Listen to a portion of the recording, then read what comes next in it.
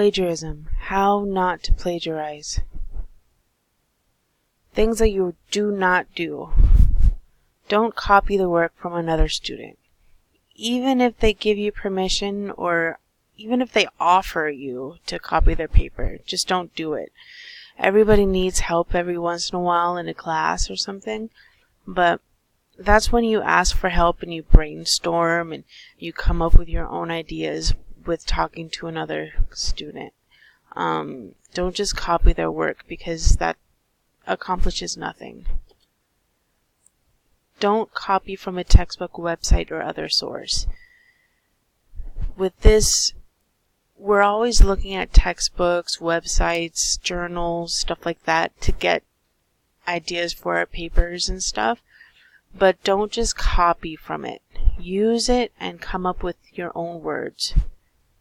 Now, that being said, we can paraphrase and quote from a source, but when you paraphrase or quote from a source, don't do it without citing it. Give credit where credit is due. Things that you should do. Use reliable sources. When we're looking for sources, make sure that they're reliable and they are honest. When you look for sources, don't look at Wikipedia. That is not reliable. Nobody fact checks Wikipedia. Look for academic journals, something that is updated and peer reviewed. Use citations for all sources, even if you just paraphrase them. If you get an idea from a source and you're not sure if you should cite it just in case. It's always better safe than sorry.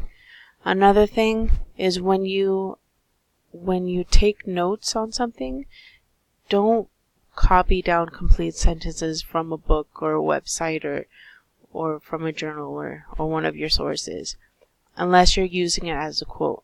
Because if you just look at your notes, you might forget that that is actually from a source, and you might forget to cite it. So just be very careful.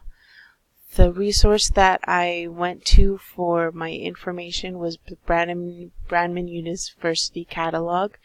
I just looked up the academic policies and procedures for academic honesty.